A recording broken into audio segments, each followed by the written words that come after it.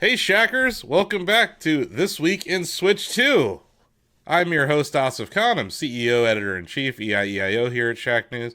In a time of AI, we have created EI, which stands for Extreme Intelligence, but I'm the Extremely Intelligent Extreme Intelligence Officer. Easy for me to say. Uh, but yeah, in a time, line go up, Shacknews line go up, I can report line go up. Because who else is going to refute that report?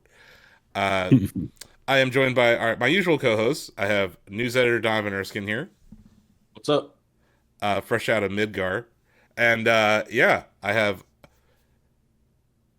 head of long reads and managing editor David Craddock is here. Sorry, Hello. I have to My like title, I'm going to get a third title eventually, Austin. You're going to have to remember a whole laundry list. It's going to be like Chris Jericho in WCW, where he was talking about 1,004 holds. He gets this ream of paper and it just all unfurls. That's going to be my title. or like Mercedes Monet over there at Yeah. AEW. She has how many? Yeah. 12 titles now. Something. Yeah. So I'm all for you getting more championship belts. I'm not mad at it. Uh, but yeah, we don't have any no updates on any Nintendo of America presidents this week, but just hi Nintendo Ninja. How you doing? Hope you're having a good week. Anyway, did you see the news?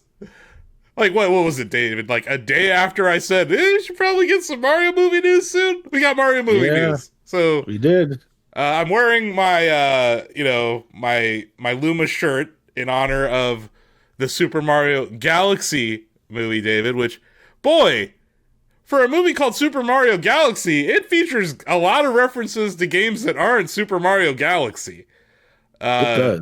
we start out on the Tostarena planet, which is from Mario Odyssey, right? Um, early on, we see Mario and Luigi both with their Fire Flower power-ups. This is the first time we've seen them as, the Fire Mario and Fire Luigi. I'm happy to see Luigi is still a scaredy cat. Uh, I People can thought change. um, Charlie Day? Day. Yeah. Sometimes I say Charlie Kelly. I did too. Funny. So I'm Yeah. like Charlie Day is back as Luigi, and I'm excited to actually see him involved in the plot as opposed to being locked in a cage for the whole movie. So it's cool to see him interacting with Chris Pratt, obviously. But yeah, this finally confirms Yoshi is in the film. Yoshi is a lovable dinosaur from one of my favorite video games of all time, Super Mario World. For a long time, I thought that was the best side-scrolling Mario game. Uh, there's some arguments to be had about Wonder, or maybe one of the new Super Mario Bros. But Super Mario World is that game that I keep coming back to, and when I play it, I'm like, oh my god, it's flawless. Even today. And Yoshi was introduced in that game. Yoshi was an idea they had during the NES era, but they were incapable of implementing Yoshi until they got that 16-bit SNES. Sure. So it was kind of cute. Like Miyamoto talked about the origins of Yoshi and stuff like in the direct. It was a very short Nintendo Direct. It was like 5 minutes and 15 seconds. It was like Miyamoto's like, "Hey everybody, here's a trailer. Here's Chris Malahondry. See ya." I was going to ask if that was the shortest Nintendo Direct ever. This is a 5.5 minute video. Yes, it's Yeah. gotta be. It's gotta be the shortest Nintendo Direct. So I only watched the trailer. I didn't see the direct itself. Did he start by saying, "Hi, everyone, this is Miyamoto"? Yes. Good. Mhm. All right.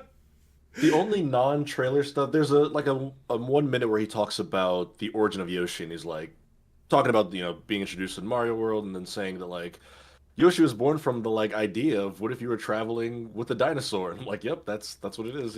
You're traveling with a dinosaur. It is literally that. Yeah. Yeah.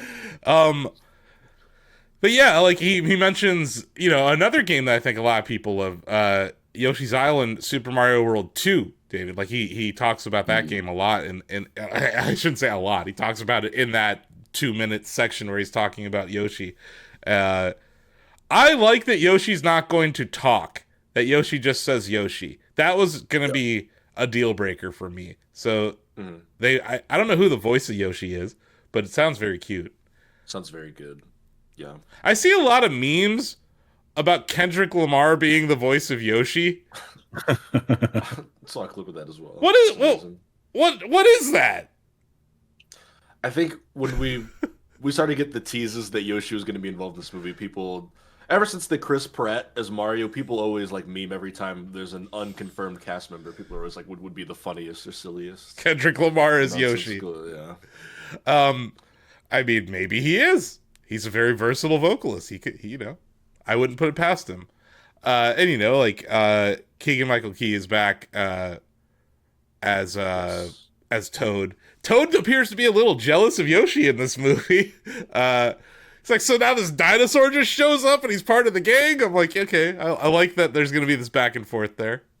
It reminded me, I just saw Shrek 2 like for the first time over the weekend, and it reminded me a little bit of Donkey's jealousy of Puss in Boots at first, but then they grow to like each other and work together. So maybe it'll be like that. I don't know. It is so good. Donovan was literally shocked that you hadn't seen it yet. I love that's like a core childhood movie for me, and I think that "Accidentally in Love" by Counting Crows is a better Shrek intro song than "All Star" by Smash Mouth. I do too. I can't. It's really good. Wow. Yeah. Speaking ill of the dead, look at Donovan. Look, I love Smash Mouth. Some other weird ass references. I shouldn't say weird. We got Birdo confirmed. Birdo is fighting with Peach. Peach has a parasol. There's people now speculating that Mario has a present in an earlier scene in the trailer, and that Mario may gift the parasol to Peach. There's all sorts of speculation going on there. But yeah, Birdo confirmed. Mouser, David. I know. That was surprising, but I like that. I like that this is sort of like a hodgepodge of Mario characters and locations. Yeah, but it still looks really cool. Obviously, we got this poster that shows like it looks like a galaxy planet, but like way more intricate, right? Like, you feeling a little less confident about your taco bet, David? Nope. You're still good? I'm brimming with confidence. I think it's happening, man. I think we're getting a Mario Galaxy 3. I think it's happening. I don't think they've ever carried a sequel over, like a series over to another system, though. No, but they've never just thrown a number 2 on a system either. Yeah. But they could just as easily follow up with Mario Odyssey 2 as Galaxy 3 at this point, because it's still the Switch ecosystem and infrastructure. So I don't know, but I'm still confident in my taco bet. Okay. I am also confident. I think we're getting a Super Mario Galaxy 3. I think those 2 games are so good that like it kind of boggles the mind that those were on a Wii. Like, those were on Wii. This was not the best hardware at the time. This is like much better hardware. We saw what they did with Donkey Kong Bonanza. We saw what they've done with the Breath of the Wild and Tears of the Kingdom ports, like those Switch 2 editions. It would be amazing. Like I've been thinking about it, David, and I'm like, what I want is Bowser's Fury, but in the Galaxy framework. So like you're in space instead of that water area. Like you can just float throughout space and you go to different planets, and like I don't know how the locomotion would work, but like it's just something. It's weird because like this movie is mashing together Odyssey with Galaxy, right? Like they're on Tostarena. They're at that upside down, the inverted pyramid, right, Donovan? Like there's so many overlaps here. There was a reference to Mario Kart Wii. Like when Mario jumps off of the dune at the beginning of the trailer, his little kick out to the side is like what he would do on jumps in Mario Kart Wii. So it's like all these little tiny references in that trailer. Seeing like the stone-faced dude from Odyssey in the background of one of their shots. It's just interesting.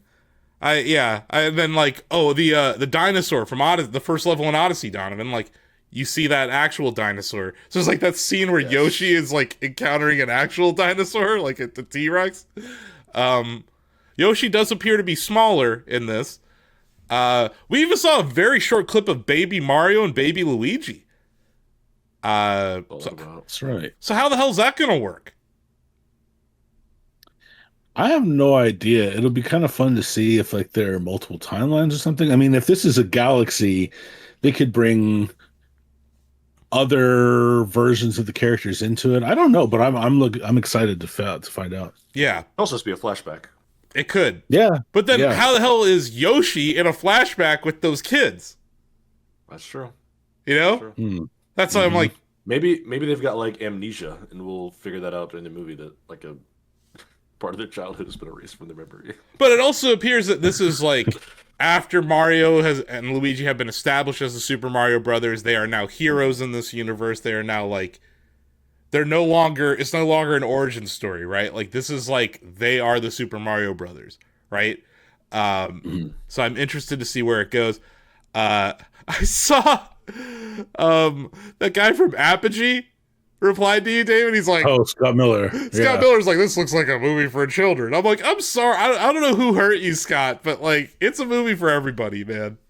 Yeah, just like Mario himself and the games, like anybody of all ages can enjoy these. Yeah. I thought that was kind of amusing though. Yeah.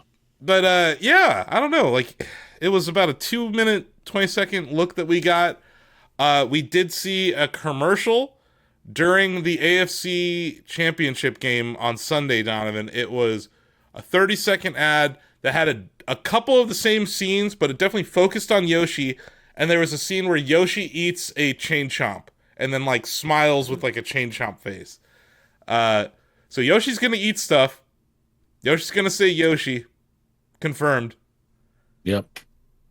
Yeah, Yoshi is kind of poised to be like the star of this movie in a way, where I can imagine 6 months from now, the merch sales and you go into Target or whatever, and there's just Yoshi plushies, figures, Pez heads and whatnot everywhere. I feel like that's where we're headed. I was talking to David about this. Like, this whole movie initiative from Nintendo is about introducing the IP to a different audience and a younger audience, right? Making Mario relevant, the Mario universe, the Mario galaxy relevant for a new generation of kids. Yoshi is like designed for kids to fall in love with. Like, Yeah. I can just see Yoshi being like, last time it was the Peaches song that kind of went viral. I have a feeling that Yoshi is going to be the viral thing in this film.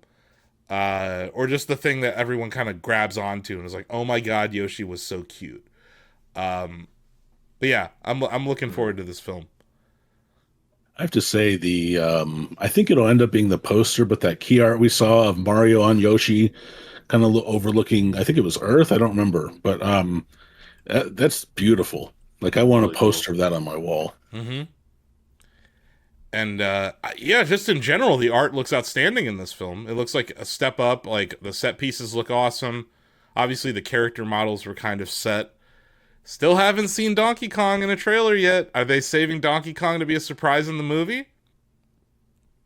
Mm, I don't know. I don't think they need. I think they needed him before, because he's an integral part of Mario's like origin, and the first movie was an origin story. But I don't know that they need him here. I also think it's going to be a Mario Kart World reference, and at some point they're gonna go to DK Spaceport. That's my call. Is like it's gonna be short, but you'll see Cranky Kong, you'll see Donkey Kong, there'll be a DK Spaceport, and then I'll be it. But yeah, Donovan dropped it in our group chat. That poster does look outstanding.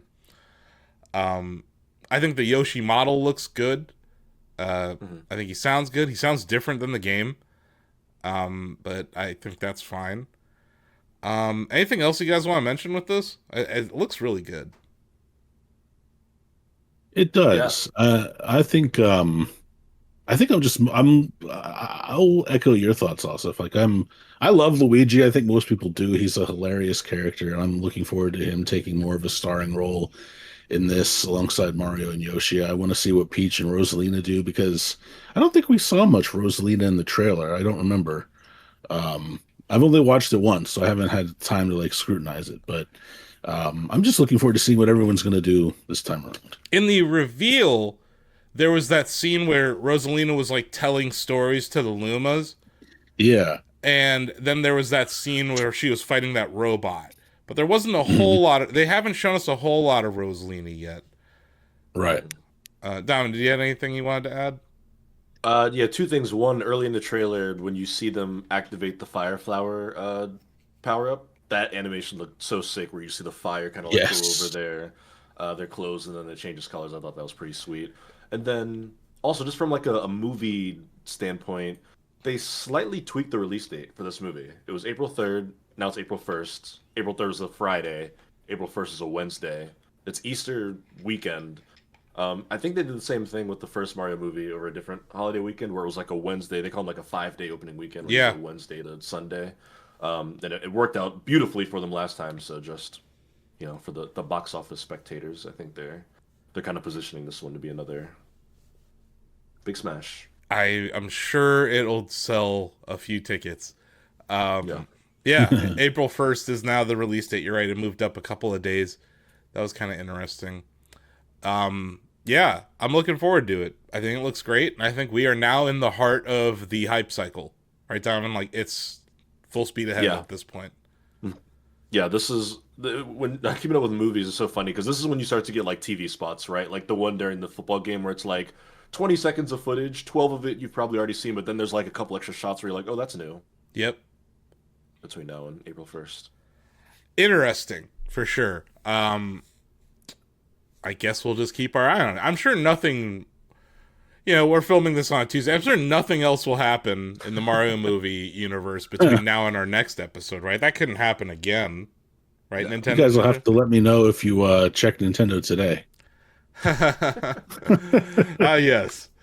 Um, but yeah, we have some other Nintendo news that we can hit here. You guys play Splatoon 3? Speaking of Nintendo Today news, that's right.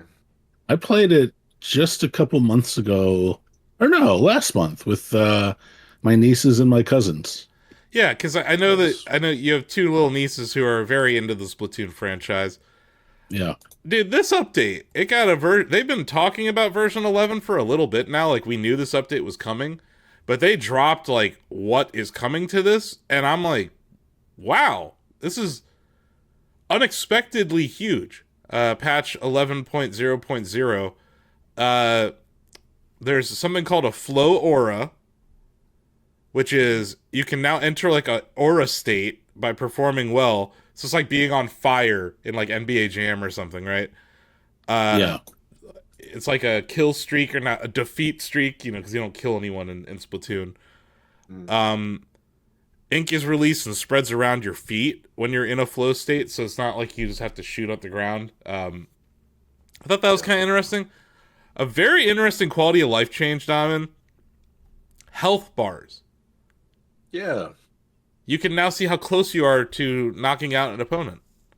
hmm That's very It seems interesting. like a very specifically competitive, like leaning update with the health bars. That's a big thing in a lot of competitive games. It's important information. But then the hit detection, they like updated hitboxes, which is like not a small deal. That's pretty Yeah, significant. hit detection in swim form has been adjusted, so it's now a smaller hitbox when you're swimming, making swim form harder to kill. And then some of the main projectiles, so shorter range weapons now have much bigger hitboxes. Hooray for the people who play with dualies.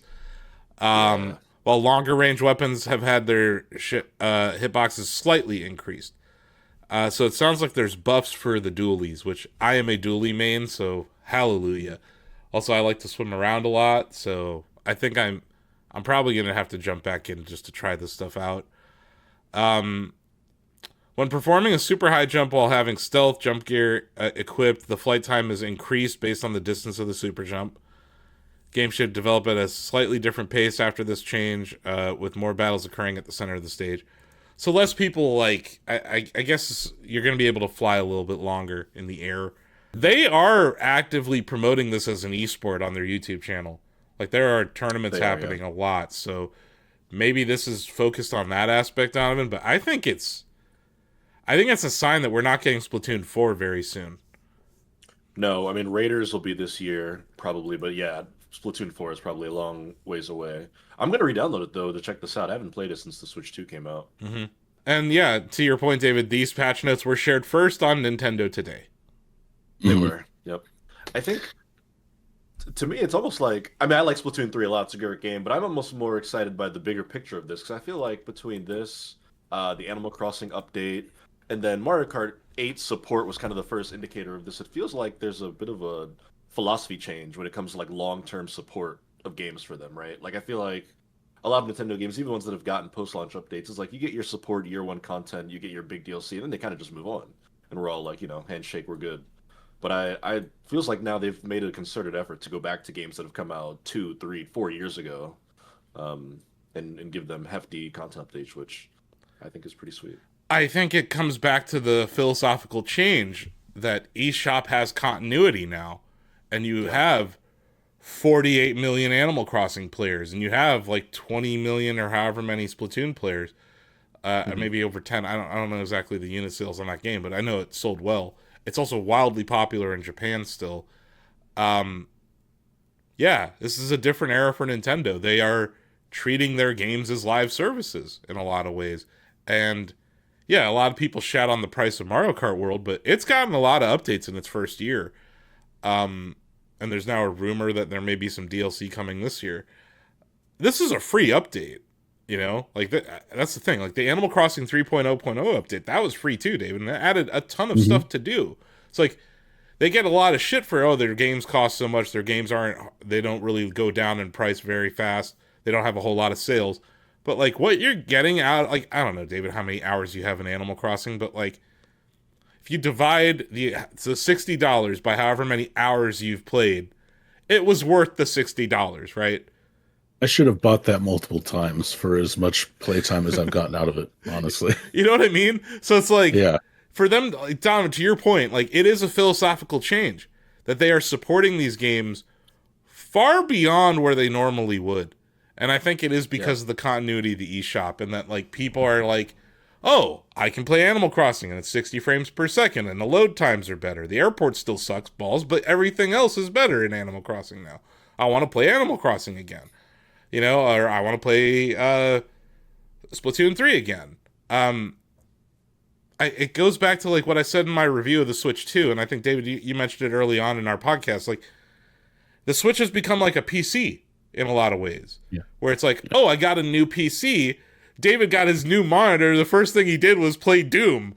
Not 2016. Like, he played the OG Doom on a, 48-inch ultra wide screen? 49, sir. 40, my apologies. 49 diagonally, right? Diagonally, not wide. Yeah. Even wider, it is diagonally. Yeah. But yeah, I think it is an interesting thing to point out, Donovan. Like there is a shift in attitude here at Nintendo when it comes to existing games, especially these multiplayer online games. And I would point even back to F099. I know you guys didn't think I was going to find a way to put it in the episode. I did. I did think you were. I did not know that. In the fall of 2023, they told us no more updates, and then it's like 2025, and we're still getting updates for F099. Like the Tetris 99, how they keep having these Maximus Cups. Like it's a different era for Nintendo when it comes to live service games. And I think it's a good thing.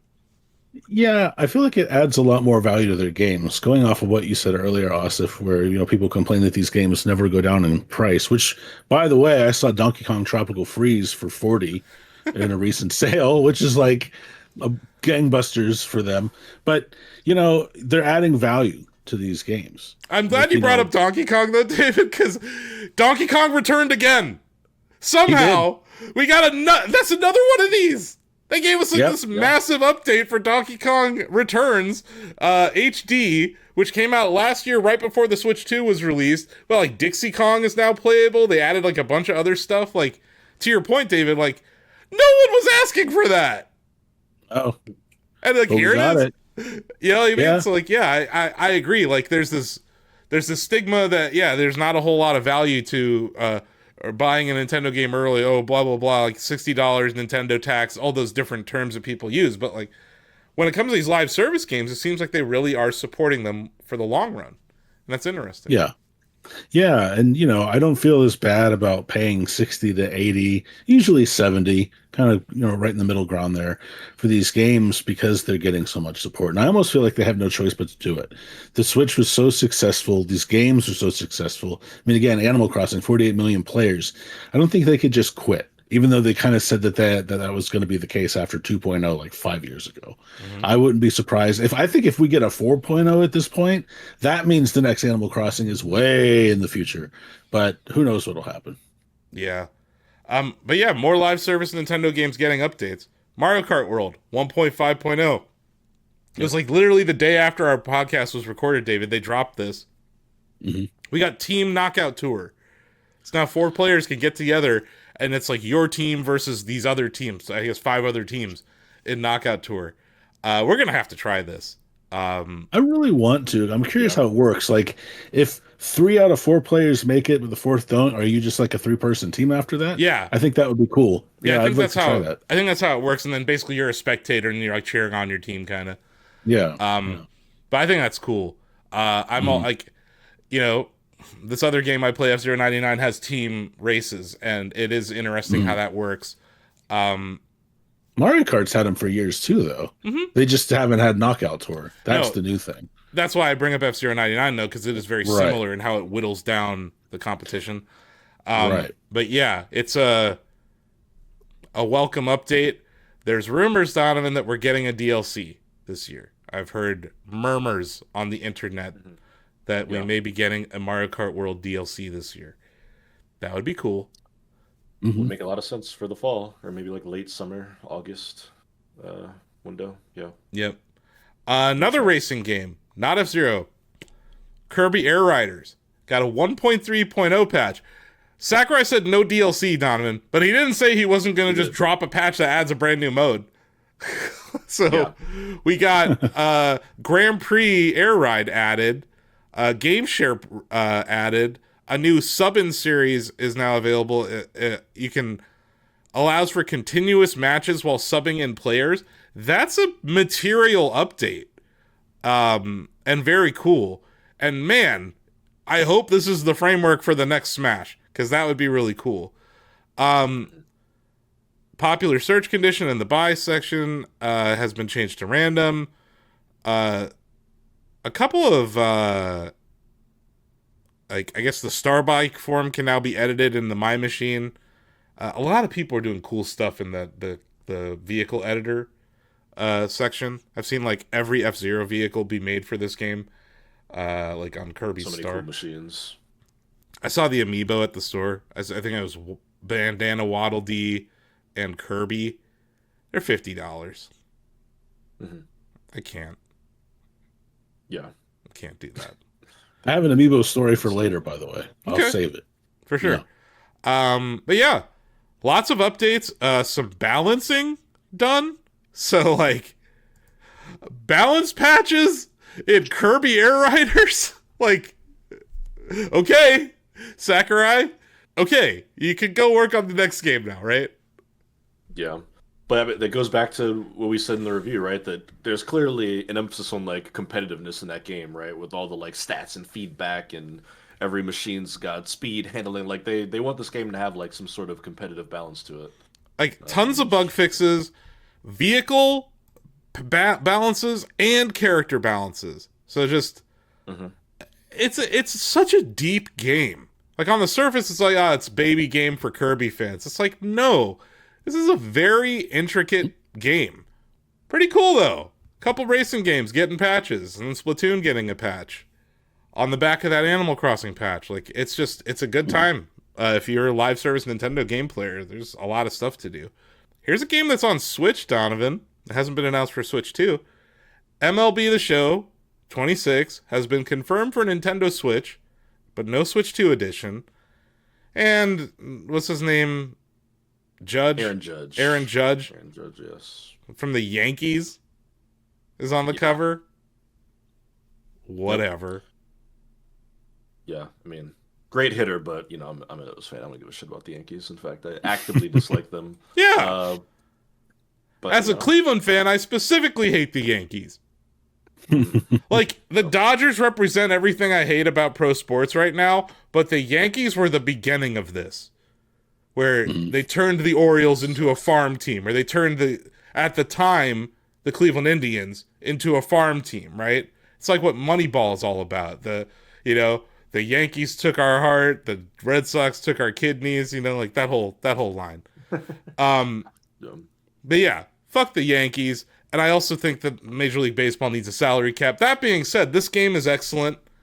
It's been a miracle that it runs on the Switch at all. It's crazy because these games don't even come out on PS4, Xbox One anymore, but they're on Switch, which I know, the way the generations are staggered, it's like switches between the consoles, which is interesting that like even with 26 now, there's still no Switch 2 version. I mean, it runs on Switch, doesn't look pretty. Since there's no mention of Switch 2 in this announcement, I imagine it'll still not look pretty, but cool that it's happening. But I hope next year that they're like, hey, we're giving you a Switch 2 version. It's gonna look good and be on Switch. That'd be nice. But yeah, more Nintendo news. We're getting a Tomodachi Life Direct on Friday at 9 in the morning Eastern. I'm looking forward to this. This game's gonna be weird as hell. The first one was super weird. Um, Anything they show, I'll be into. Yeah, I don't really have any expectations. I just expect it to be weird as hell. So I look forward to it. But yeah, like they're saying the word direct, right? This is Saying it a lot. two directs in January, one for the Mario movie and now one for Tomodachi Life. That's cool. And hell, we got an overview trailer for Nintendo Switch Online plus expansion pack's most highly anticipated app, Virtual Boy. David? Yeah, let's go. Let's go play something else. Let's not play Virtual Boy. So, Uh, I remember when we were talking about the announcement of this app, David, you were like, they better not drip drop this library. You're like, this is not the one to do that with. No. Well, guess what? They're doing Yeah. it. Yeah. I don't want this. I didn't ask for this. I still don't want it. I look, Nintendo Mark, right? Wearing Right. Nintendo themed shirt right now, right? Buys Nintendo stock, whatever. I don't want this. I've tried Virtual Boy. I hate Virtual Boy. It's the worst thing they've ever made. It's almost like a meme at this point that they're even taking this seriously. I get it. Game preservation and the history of this is important. It does not mean I have to pay them for this headset. It also means there are games that they should be preserving before anything to do with Virtual Boy, and yet we're getting this. And the thing is, you can't count on the must-have games coming out that they should be preserving because of their drip drop cycle. Like, I think it would be hilarious if they didn't even finish the Virtual Boy library on this thing, even though there are only like 40 games or something. Yeah, so we're getting at launch Galactic Pinball, Teleroboxer, Red Alarm, which is basically Star Fox, like pre-Star Fox, Virtual Boy Wario Land, 3D Tetris, which was oof, Golf, and the Mansion of Innsmouth. So the ones to come are Mario Clash, Mario Tennis, Jack Bros, Space Invaders Virtual Collection, Virtual Bowling, Virtual Force, V Tetris, Zero Racers, which was previously unreleased, and D Hopper, which was previously unreleased. Now, Zero Racers is the spiritual predecessor to F-Zero. It kind of like how Red Alarm was like the predecessor to Star Fox.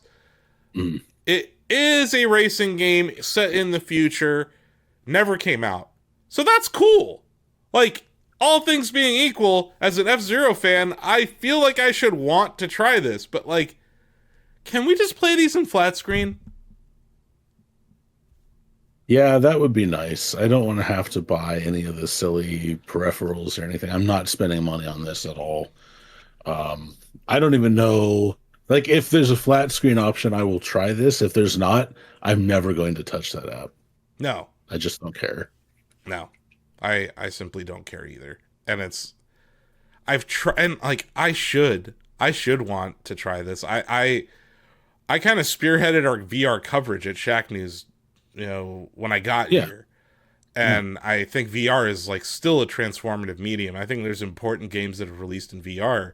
I even talked about my trip to Japan, how the Virtual Boy in the box at Super Potato in Nagoya was selling for like $750. So like maybe Nintendo's seeing that and they're like, we can capitalize on this collector fervor. Because they are selling this physical headset, right? That also drives down the price of those collectible items, Yes. though. Like, Yes. now that you can get this, the value of an actual Virtual Boy is going to go down. Good. Good. And we talked about it with the Fire Emblem game on GameCube, Dom, and like they are helping people in a way, giving them here's a cheaper way to experience these things. That's a good thing. But like, how many people are going to buy this tripod ass VR headset and it's just going to collect dust in a week? Yeah. Like I'm excited for Steve Tomiski. That's it. One guy on staff. Look, if they somehow send us a review unit for this, maybe I'll take it on. But that's the only way you'll see me with this. I have no interest in buying it. And like I love buying random Nintendo crap. I like weird Nintendo. Like and this is very weird Nintendo, but it's bad. It's a bad product. That's the thing. I think the original Virtual Boy was weird Nintendo. This is just failure Nintendo. Like, hey, remember this piece of shit? And now they're putting it out again. There's a whole different context for this than there was the original Virtual Boy. Yeah, they were experimenting. They were trying different things. Like they were on the cutting edge of stereoscopic gameplay and giving people splitting headaches. But like, give us the fucking DS. Yeah. What are you doing? Give us the DS. There was a DS app on the Wii U. They're just holding this stuff back. It's drip drop on a macro scale too. Yeah, like you want everybody to go crazy over Nintendo Switch Online? This is not how you do it. Like, no one gives a fuck about this. Give us the DS. My God, the internet would explode if we could like play DS games on a Switch too. Mm-hmm. Yeah. I mean, the way I first felt when they announced Virtual Boy is that, like, they're stalling. It just feels like stalling because we've been following the chronological progression of these consoles. People have been getting more excited because they know that DS is getting close, Wii is getting close in, like, the timeline of Nintendo hardware. And then they're like, Virtual Boy. And it's like, okay, well, that saves them, like, 8 months, 10 months until they have to announce what the next one is. I don't know what the reason would be for that, but that's just how I work with it. I agree with you, though, Dom. And this is like, they're punting. This is like, that's a good way to put it. They're punting, yeah. They're like, oh, we'll get to that other stuff you want later, but here's some crap. And it's just like, we don't even have Rad Racer. We don't have Rad Racer on Nintendo Switch Online, but we have 7 fucking Virtual Boy games coming in February. Gee, thanks, Nintendo. Like, Yeah, seriously. Weird. Not in a good way, Nintendo. Bad Nintendo. Go sit in the corner. Anyway, I don't want to shit on it too much, but like it's just I don't want it. I don't want it. I have no interest in using it. Oh yeah, you can change the color. Wow. There you go. But not at launch, David. Sometime in 2026, you'll be able to change the color of the games. Ugh. Well, I look forward to never seeing that either. You know what I mean? Like, thanks, Nintendo. Because, like, the red, I guess the red might not be good for people. They might want to look at it in yellow or blue. I don't know. Anyway, I do want to mention a product that I did buy. They dropped another overview trailer. I don't know if this was after or before the podcast last week, David. Did we talk about Super Mario Wonder Switch 2 Edition last episode? We might have. I think we did. Yeah. They also at the time dropped the pre-order for the talking flower from the Wonder Flowers. We talked about that too. Yeah, I bought one. I Bought pre-ordered one? it, $35, instant buy. That's not bad. Yeah, That's not bad. instant buy. Not gonna buy a $50 amiibo. Not gonna buy whatever. I don't. What are the prices of these the Virtual Boy things? I think the full kit and caboodle is like 100. The one with the tripod is $90. Yeah. Yeah. But the cardboard one is version's like $25. yeah, that's what I was going to say, 25. Yeah. But you have to like hold it to your face. yeah. No good. You have to No like good. literally slide your Joy-Con in and like hold it up against your face and use. Sold to whoever, but yeah, $35 for a talking flower. I'm in. So look forward to me talking. I'll have the talking flower on my desk during the podcast, so maybe it'll just chime in from time to time. I saw that you could tell it to shut up, but I'm going to let it talk during our podcast. So you might hear it go, wonderful, or whatever. That's weird Nintendo I can get behind. That's our fourth co-host right there. He's just going to give us positive affirmations Should I get like a separate while we're doing work. separate Discord window for it? Yeah. That would be funny. That would be great. Our new co-host is here. It's just a camera dedicated to the plant. We may have to do that. It ships in March, so we got a couple of months to get the infrastructure ready for that.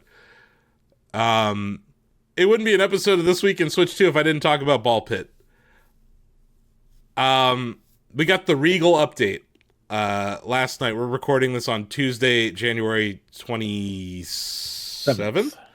And the update came out on January 26th. Added 8 new balls. I haven't seen all the balls, but I did stream it yesterday on the Shacknews Twitch channel, on Facebook, and on Twitter. And I showed everyone, like, my crazy stats, right? Like, you got to see how fast I can get through a level, David. And you were like, I can't. It takes me 20 minutes to do that. Yeah. So I was playing in fast mode. I figured out on stream how to unlock these new characters. You have to, you can unlock the Falconer. You have to get this building called the Falconry. You do that by playing the second to last level. And then you get the Carouser, which is, you get a party house by completing the last level. You just have to play it and it'll drop. You know how, like, random items drop, gems drop. Eventually the, what do they call them? Blueprint for the buildings will drop. So I was able to unlock the Carouser and the Falconer. I like the Carouser more than I do the Falconer. Falconer, you have 2 falcons flanking you, kind of pointing at wherever you're aiming. So it is, like, I pointed out on the stream how there was, like, occlusion happening for one of my falcons, because there was, like, that level with the black hole or something gets in the way. So it's actually kind of challenging. The Carouser's interesting where, like, once you fire those mini balls, they start circling you like a force field. And that makes for really interesting, like, more aggressive gameplay, I think. So I liked the Carouser more than the Falconer, but free update, and also they added endless mode, which that is a problem. I haven't even played it yet. I'm like, because if I play it, I'm not going to make it to the podcast. I'll still be in endless mode. But yeah, I look forward to somehow breaking that game in endless mode, because eventually just the amount of shit happening on screen is just going to crash everything. That happened with me in Vampire Survivors on my PC, so I could see crazy things happening in Ball Pit. But yeah, I hope my stream was a little educational. I explained, like, why I upgrade the buildings I upgrade, why I place them where I place them. So if you missed that stream, go check it out on our Shacknews VODs channel. I might break out a clip or two, like where I went through the buildings, like the city building, and when I went through, specifically played, because I can play with 2 characters, so, like, I had both the Falconer and the Carouser on screen at the same time. But yeah, check out our VOD if you missed it. It's taken us a while to get to this part of the show, but this is a magical moment in Nintendo and Square Enix history. Final Fantasy VII Remake has launched on the Nintendo Switch 2. Diamond, you wrote the preview for us, and from my understanding, This is great. Yeah, it is great. It's Final Fantasy VII Remake Intergrade specifically, which is like the definitive version of the game. It's got like extra story content with Yuffie and whatnot. But I played it on Switch too, and it's glorious. It is one such a beautiful game. I mean, if you've played FF7 Remake, you already know that game looks stunning. But like, I docked my Switch, put it up on the TV, and it was like indistinguishable from the other console versions of that video game. It's just a beautiful game. The lighting, all the character models, just the photorealistic models and all those characters, they all look great. Gameplay wise, I believe it's a locked 30, but this game is so cinematic that it felt incredibly smooth playing around. Obviously, this game does this thing where it kind of blends action and turn-based combat, where you can put in commands and time slows. It doesn't freeze, but it slows down, so you can put in commands in addition to like your just standard attack combos, and it's quite beautiful. Uh, it's at this point got to be one of the stronger third-party Switch 2 ports. I think it's up there with like the Cyberpunks of the world, where I was playing it, and within just like the first few hours, I was like, I kind of want to just like play through this game again. One, because it's just such a good video game, but it felt right at home on Switch 2. I think my brain, at least, I won't speak for everybody, had been conditioned. When AAA games do come to Switch, it's like, okay, it's like novel that it's here, but like it looks worse, plays worse. This is not where I want to put like 100 hours into this kind of video game. But I was like, I had to like stop myself. I was like, I'm just gonna play this game for the rest of my day if I just sit here, because it feels that good on Switch 2. And it highlights something though. Like there has been a stigma, like you said, about third party games on the Switch 1. And even on the Switch 2. Where last year it was like roulette. Some games weren't great, some games ran extremely well. Seems like if we're looking at the devs, like the third party devs specifically, CD Projekt Red did a great job with Cyberpunk. Capcom is doing a good job with something like Street Fighter 6, and all indications that RE9 or Requiem runs extremely well on the Switch 2. But like Square Enix has had this come to Jesus moment, and I talked about it on the podcast last week. But like, they are going to make more money releasing Square games, RPGs, on the Nintendo Switch 2. And this game sold out physically. This is a game key card, which, boy, if you believe the internet, that will never sell. This thing sold out everywhere in a game key card format. Because I think there was like a Magic the Gathering card attached to it. Oh, I mean, cool. Yeah, they did a club. yeah, I think, people are going to say that the game key cards will never sell, but the fact is, the majority of people who play video games today buy digitally. People who buy physical are collectors. They're a niche audience. This game key cards are going to sell. Like, if that's the format the game is on, you don't want to just go to the eShop. You're just going to buy the key card when it doesn't matter. Mm-hmm. Yeah. And still for present, like for gifting purposes, it's still the best way to gift a game to someone. Yeah. Yeah. Yeah. And speaking of the digital aspect of this game, not necessarily an indictment on the game itself, but just the state of AAA games in the Switch 2 storage. This is a 90 gigabyte download. I had to like clean house on my internal storage because I don't have a micro SD card yet, or the Express SD card you need. It's like nearly half the storage for this game, which was pretty chunky. I think that's bigger than the Cyberpunk download was. Might be the biggest game on Switch too at this point, but something to be aware of. Should games start shipping on micro SD EX cards? Oh god. I just like I this is my storage device. Here's my storage device for Call of Duty. Here's instead of cartridges, we're just gonna start swapping in SD cards. Cause like you're talking 100 gigs basically. The capacity of a cartridge on the Switch 2 is 64 gigs at max.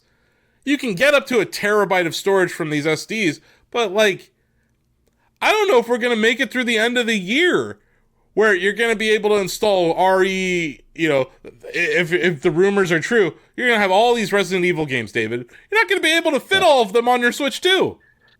No, I think the problem with potentially releasing games on the micro SD Express cards or whatever they're called is those things are expensive. Yeah, So you talk about, people are upset about the price of games now. They would be 80 to 90 to $100, I would think, maybe even on those more. cards.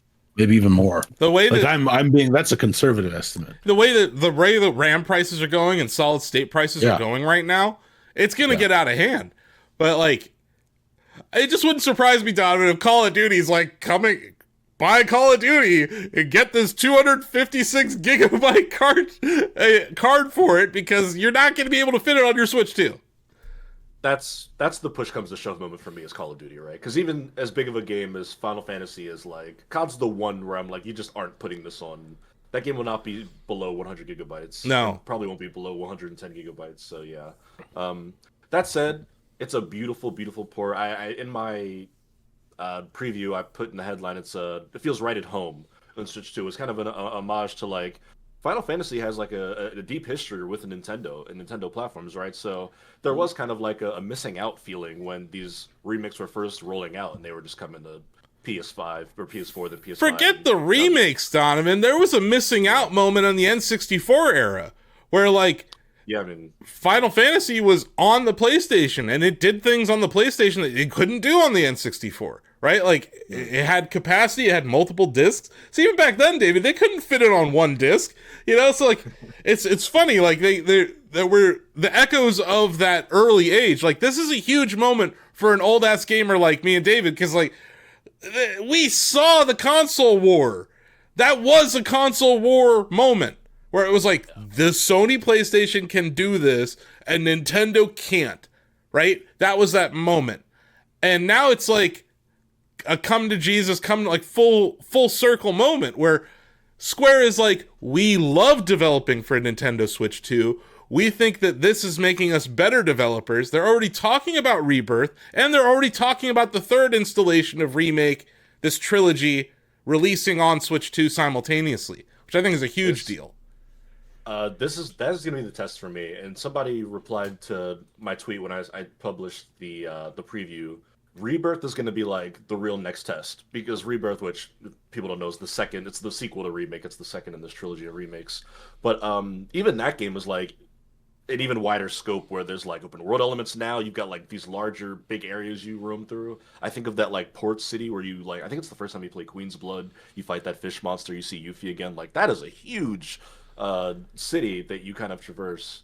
Um, I think that'll be a hell of an accomplishment. They bring that to Switch 2, and it's right on par with the remake here. But it comes down to what we were talking about last year, David. Optimization. Some studios are putting in the work to optimize their games for Switch 2. And it shows. It shows in the sales, it shows in the quality of the games, it shows in the frame rate, right? So like, yeah, it's not a 60 FPS game, it's 30 FPS on Switch 2, but it's pretty much locked at 30 FPS, right, Donovan? Like, you're not seeing slowdown. That's a huge it's locked deal. at 30, but there was no hitching. I got through that first boss you fight in the building that's about to blow up the mechanical thing. Yeah. Where you're fighting with Barrett and Cloud, and it's chaotic as all hell. But yeah, no, it did not slip not one moment for me. And that was docked as well as handheld. I did a little bit of gaming it as well. It's gonna drain your battery in handheld, but I mean, it's like, what do you want? Yeah, that's everything is going to drain your battery in handheld. Ball pit drains your battery in handheld. Everything drains your battery in handheld. Um, Yeah. Also, before I forget, I didn't know this until I downloaded it myself. If you buy this on Switch 2 before March 1st, actually, I think this is before the end of January. I'm reading the things wrong. It's 31/01. You get the original Final Fantasy 7 just included. So if you want to play the nice. OG, then it's like a few gigs so up in there. So I do not want to play the original. for the Greg Burks out there, and he's our That's our true. resident. It's cool. That is a cool thing. But Yeah. that is a game that does not hold up over time. That was the big thing. If you remember, also, we were talking about the marketing of the original FF7 earlier. Yeah. All the marketing showed stills from the cinematics, not the game itself, because even back then, the game itself, like the backgrounds were cool, but the figures looked like polygonal stick figures. Yeah. It was pretty bad even then. No, for sure. but it was the cutscenes that was the marketing. Oh yeah, yeah, Um, Yeah. and now it's like I think the what I found cool about this whole moment with the Final Fantasy VII remake trilogy is that like they've finally realized the art from those Yeah. those cutscenes. Like the games actually look like that now, David. And like Mhm. I think Final Fantasy, like the spirits within that film, was like a moment where it was like, wow, like we're now seeing the art of these Final Fantasy games like kind of come to full fruition, and now seeing that on Switch 2. And there's this whole narrative that Switch 2 can't isn't powerful enough, and it's like it is. And I think the studios that have a good grasp on DLSS, that the super sampling that the NVIDIA processors accelerate and allow for, um, you're going to see more games like this come out at a high quality. yeah. And I also think, in addition to optimization, I've kind of pounded this pulpit before, but it also comes down to engines. Yeah, The Japanese developers don't really talk about their engines much. I think Capcom is an exception where they tout. I mean, you see the RA engine logo at the beginning of every game now. And I think engines have a lot to do with this. I would love to get more in depth with the Square Enix engine powering FF7 Intergrade, especially on Switch 2, Yeah. the version of RE engine.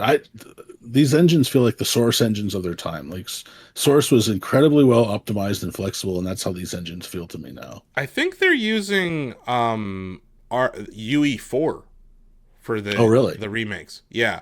What's So it comes interesting, down to a lot of optimization there, I would think. yeah, but also UE4 games are actually finding a better transition over to Switch 2 than UE5 in a lot of ways.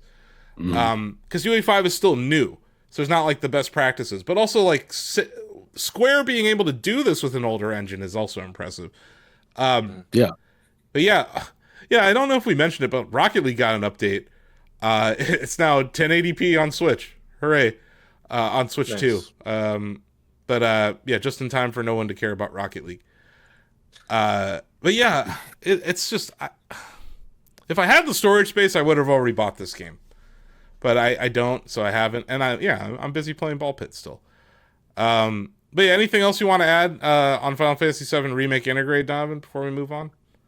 It's a phenomenal video game. I'm jealous of anybody who held out or is deciding to jump in now on Switch 2.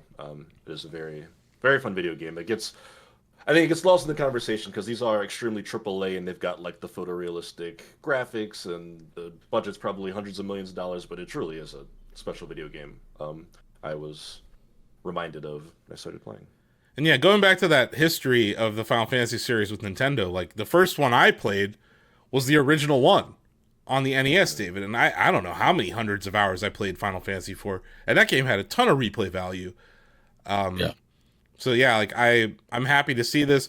We talked about Octopath Traveler 0 on past episodes, Donovan. Like Yes. we talked about Dragon Quest 7 Reimagined, Dragon Quest 1+2 HD 2D remake, Dragon Quest 3 HD remake. Like it's good that Square and Nintendo have come to this moment. And now it's time to make a new Super Mario RPG. Yeah, Well, I'd take it. Yeah. Right? Give it to the Octopath devs. But I was yeah, about to say, I don't think Square makes it themselves, but I could see it happening. In Octopath devs, it was the Team Asano, or even the folks who did Zero, which was a separate studio that stepped in. It was the Yeah. ones who made the mobile version. game. Yeah, I think Doki Doki Grooveworks. I think that'd be a super interesting pick for a Yeah. Mario RPG. But I think it's time. Like, let's do another Super Mario RPG. That remake sold decently well. A whole new generation is interested in Mario. I love how wacky that game was. I would love to see that. I just think this is good for the industry that Nintendo and Square are playing nice together. And yeah. Oh, by the way, this also released on Xbox last week. It did, yeah. This was, it was a twofer. Yeah, So, but yeah. Congratulations to the 4 people who still are playing on Xbox. Yeah, I mean, the Switch release is more exciting. I mean, stuff if it's on PlayStation, Xbox, it's you take the logos away, they're doing the same damn thing. But I think the Switch version was quite impressive. Nice. David, do you have an update on your Animal Crossing New Horizons playthrough? Boy, do I. I'm so back in. I'm playing it every day again. Before 3.0.0, I wasn't playing very often. I hadn't played in like 2 months. Mm. But I'm really back into this, even though I've done all the 3.0 content. But what I did recently was I went down to the exchange over the weekend. I went out on Saturday, also, as everyone was shopping before the storm hit. And I went there and I got a $20 Splatoon amiibo, and I unlocked the new Splatoon items in 3.0.0. Oh, So on my Slumber Island, I now have a Splatoon room, and the items in that game are pretty cool. You've got wallpaper, flooring, a bunch of interactive items. It's pretty cool. And really, I'm just playing and enjoying the rhythm of 3.0.0's new features. Like I love being able to craft without having to go to my storage to get stuff out. yeah. I've been saving recipes for TJ since, as we talked about last week, he's new to the game. He's still saving up for all these new items and things. He hasn't even gotten to touch the 3.0 content yet. Yeah. So that'll be interesting to hear from him when he gets there. Yeah, and I'm just still really enjoying this game. I think it's a great upgrade, great quality of life features. I'm really happy with it. I'm back to my old habit, like I'm listening to Andy Serkis's narration of Fellowship of the Ring while I'm playing every morning, and Mm. it's fun. It's really immersive, and I'm loving this game all over again. I see you on my friends list every on the weekend. I'm like, yep, David's on his island. Oh yeah, oh yeah. I'm still in the ball pit mines. But yeah, I have kind of fallen off in the last week. I've just been working on other stuff, and We should do a Shack stream this week. we do. We need to. I was talking to TJ about it. He might drive the stream this time so we can check out his island. It has Yeah, been fun watching TJ experiencing it. But yeah, I saw Steve was playing Clue Clue Land on stream last night on his island. yeah, It's like that you could. So weird that like you're playing these retro games inside of Animal Crossing now. yeah. But yeah, it's been a great update. That's like my happy place. That is like it's a nice place to go back to. By the way, I saw a VOD of someone who invited, one of the new features is you can have up to 12 players on an island now. Yeah, I saw a VOD of someone who invited 11 other players. It took like 15 minutes I saw. to get Yeah, everyone there. IGN I think posted a video about it, and it Yeah, is. I think that's what I saw. Yeah, Yeah. it's atrocious. It Yeah. is. It is awful. They need to fix it, but they obviously can't. But that, Right. if I were to pick one quality of life improvement, make online play better. Go Yeah. ask Sakurai how he made that the paddock. Figure out how you create the paddock, but for Animal Crossing, like there's a way forward here that doesn't involve the most painful loading animations in the history of online play. Yeah. It gets real old when it's like the third time you're looking at that doot, doot, doot menu. Hmm. But yeah, I didn't expect them to reinvent that this game. No. I No. think that's a next generation Animal Crossing thing. But man, it is desperately needed. That's like the one thing where it's like, yeah, you can play with 12 players now, and then the monkey paw curled. Yep. We knew that. We had our own problems just getting 4 people on an island. And obviously that was the launch day and all that, but like yeah, and then my internet was conspiring against me. But yeah, it's online play. We're at this tipping point for Nintendo, right? Where Mario Kart World has excellent online play. Kirby Air Riders has excellent online play. Mm. I would argue the beginning of this was F-Zero 99 and Tetris 99 and those Pac-Man, 99. Nintendo was like, we have to get better at online infrastructure. Like, we have to. And I think Yeah. Splatoon, like, as great as the Splatoon 3 updates are, Donovan, it doesn't address some of the biggest problems I have with that game, which is the Splatfest, the 3-team Splatfest never really landed. And it was like you would be match made against your own team a lot of the time. And yeah, the online play is still not solid in Splatoon 3. So that's the area where I'm like, Nintendo, you got to get better. But yeah, I'm just happy to see so many people back in Animal Crossing and playing it, and it's coming at a perfect time. The world's super fucked up right now, so it's nice to go to your resort island and just kind of pick up the weeds and Yeah. harvest your Yeah. trees. Donovan, have you I know you've been previewing Final Fantasy. Have you put any more time into Animal Crossing? Not much, only just a little bit we did with our streams. I need to go back. I should have been logging in to get all the Zelda stuff I want to buy. Hmm. Um, but no, I haven't gone back. I need to. I struggle with it just because I love the lifestyle stuff. The design stuff was never really my bag, and that's really what Hmm. they kind of center a lot of Animal Crossing DLC around is like just doing more like home design and stuff. And I'm like, my house is like, kind of unfulfilled. It's just like a bunch of like stuff thrown in the corners and like random like wallpaper textures I was testing out. Um, it's why even with games like The Sims, like I liked it because I like making them get jobs and like raise families and Yeah. stuff. But when it came to like Yeah. building a house, I was like square next to a larger square with a smaller square on top. I was the same Um, way. Yeah, in yeah, that game. I always struggle with that kind of stuff. So I want to jump in and get the new items, but I don't know how much I'll dig into the hotel designing. I've actually enjoyed the hotel designing. Hmm. But yeah, I'm better at designing a hotel room than I am my own house. My house sucks. But yeah, I need to go find out if I'm closer to a 5-star rating. I need to get back into it. I fell off a couple of days. Something Hmm. cool I found. I saw someone do this online. So one of the hotel items you can unlock, one of the rare items, is Nintendo's Ultra Hand machine, which kind of like pitches balls. So someone built a baseball field. You go to home plate with your stone hatchet. You have someone else act as the pitcher, trigger the machine, and then you can play baseball. You can't actually hit the ball, but it's fun just to kind of pretend. Yeah, I thought that was cool. yeah, I love stuff like that. There's also that guy Yeah. who built the NES version of Hyrule on his island. Oh yeah, yeah, that was cool. Um, I saw another person recreate the Breath of the Wild Master Sword scene in Animal Crossing Hmm. already. So like people Yeah. are doing crazy stuff in the game already. Um, Yeah, these new items have opened up a lot. Like between Zelda and Animal Crossing, I've seen all sorts of cool stuff. and Splatoon and now Lego. Or Um, yeah, Splatoon. Yeah. yeah, there's a lot of cool stuff in that game still.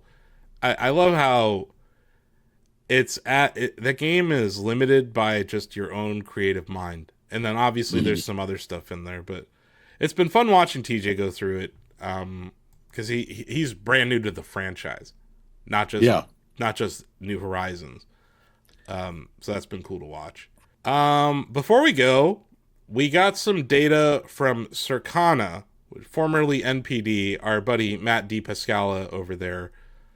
Great retail analyst. Um, Mhm.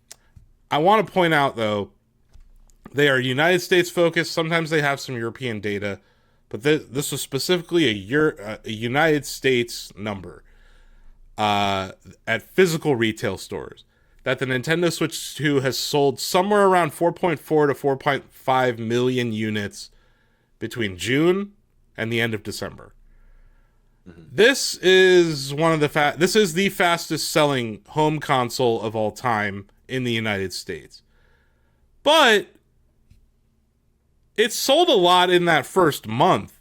It kind of hasn't sold that crazily in the back part of the year. So people are like, oh, the momentum is slowing and all this stuff.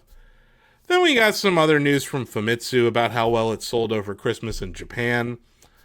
We're getting little data points here and there.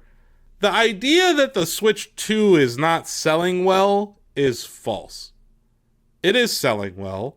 I do think it's possible that Americans didn't really buy a whole lot of stuff over the holidays. We're faced with, you have to remember, at the time Black Friday was going on, we had a government shutdown. We had people lost their SNAP benefits, right? Like, Yep. there were a lot of economic issues here in the United States over the holidays. But what seems to have happened is there was a rush in the back part of December to buy the Switch 2 because of those deals. You had the $50 off the Mario Kart 8, or sorry, the Mario Kart World bundle. There was all sorts of bundles for the Pokemon bundle. It seems like people bought them. The stock apparently bottomed. I'm not sure, but we'll see. It was somewhere around 15.60 a share a few weeks ago. At the time we're recording, it's at 16.97 a share, so it has bounced about $1 off of its lows. We get earnings next week. So next episode, we'll be able to break down the actual numbers. And what I want to point out about Matt's research is they focus on physical retail. But we're in a world where a lot of people shop online, right? And over the holiday, Amazon was selling Switch 2s. They weren't at launch, but by the time the holidays hit, they were selling Switch 2s.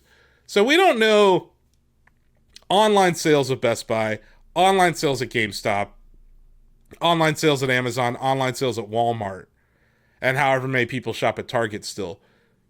So we don't know what the final number is going to be. But we will in a week. So we'll let you know then.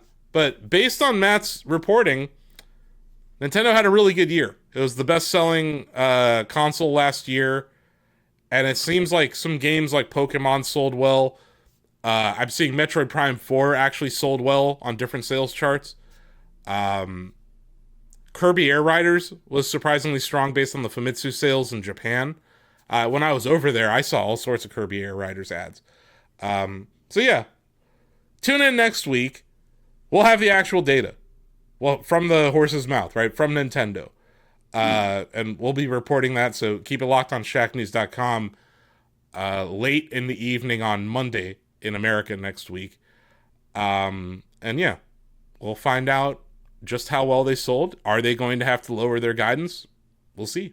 And yeah, we're going to find out the actual quarterly unit sales for Pokemon Legends ZA, Donovan. I'm interested to hear that number. Me too, because they are very beloved and high-performing spin-offs, even though Game Freak calls them mainline games. So I'm always curious how they do versus the... there's been a lot of rumors about Pokemon because, we're almost... I think we're exactly a month away from Pokemon Day. Yep. Is Pokemon Champion still coming out this year? Yes, and I would imagine it'll be a significant part of Pokemon Day, which will be a month from the day we're recording this, February 27th. And that's on the release date. And that was announced for Switch and Switch 2, right? It was announced for Switch and mobile. Okay.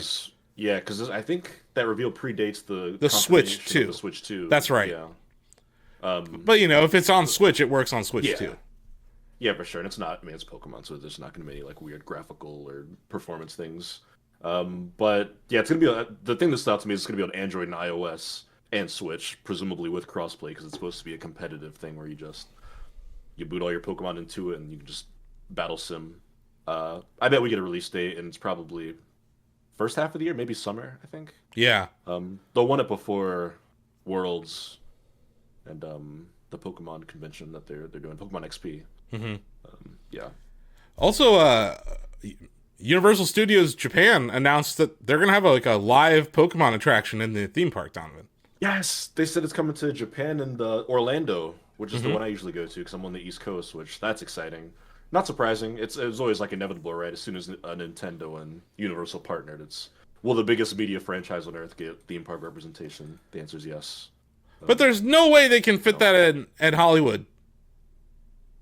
Hollywood's going to be a struggle, but they could definitely do it in Orlando. When Greg and I were there for the grand opening, and they were taking us on like the buses and the private areas that they don't let people go to, just open land, just for days that they've just like already like cleared and is ready for whatever expansion. So they'll have room for it over there, and that's gonna be so cool. I can't wait. Yeah, looking forward to that. But yeah, we said last episode, we said the episode before, it's gonna be a big year for Pokemon.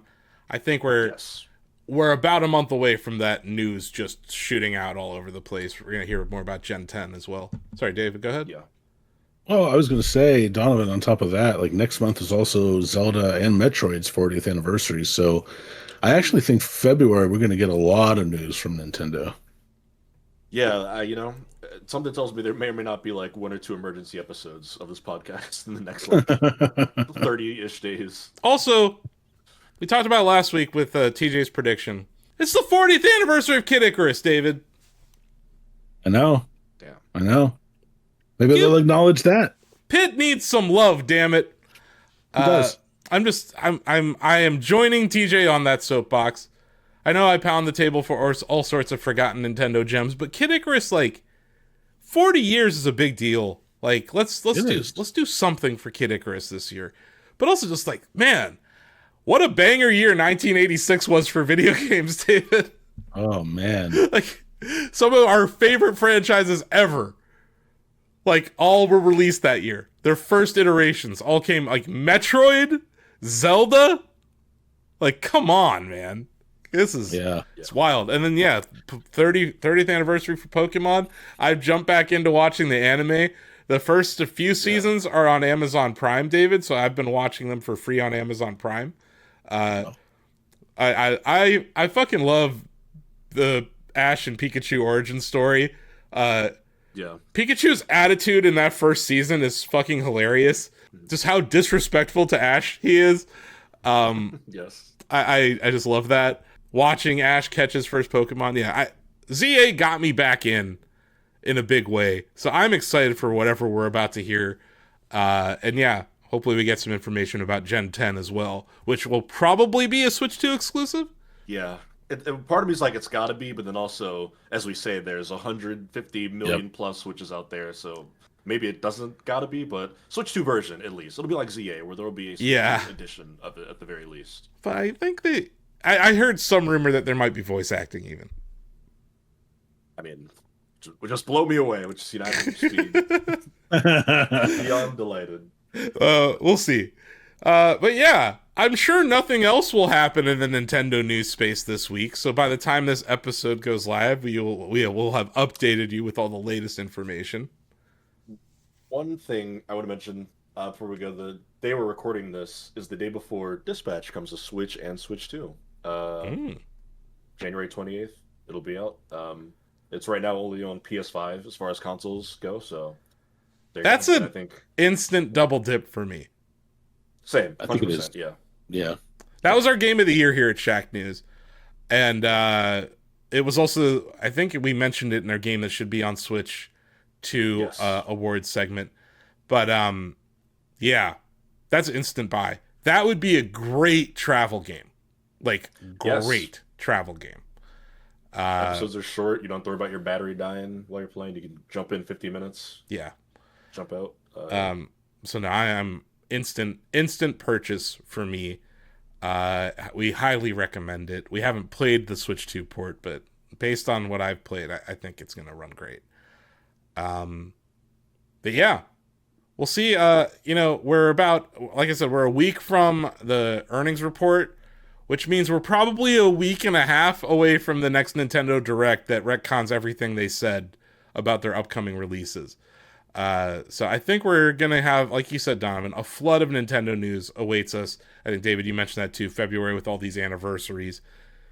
Man, would it be a great time to announce Wind Waker HD or Twilight Princess HD come into Switch 2.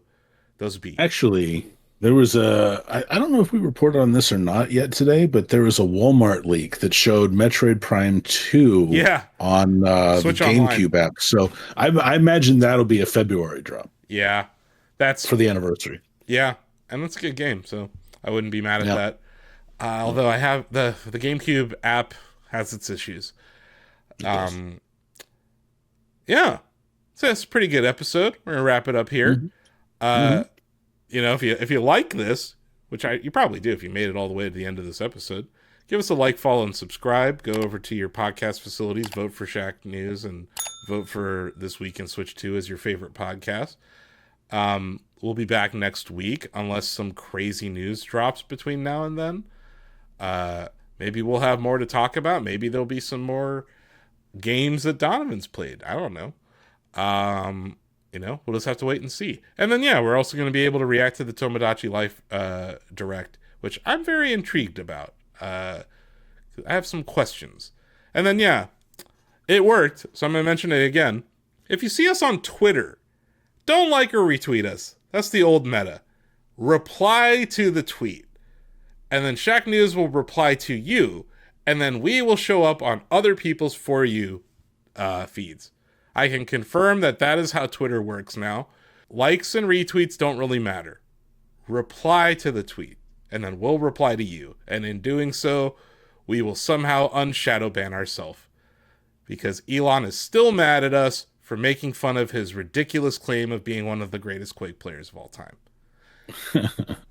Anyway, that'll do it for the show. We'll see you next time. Bye-bye!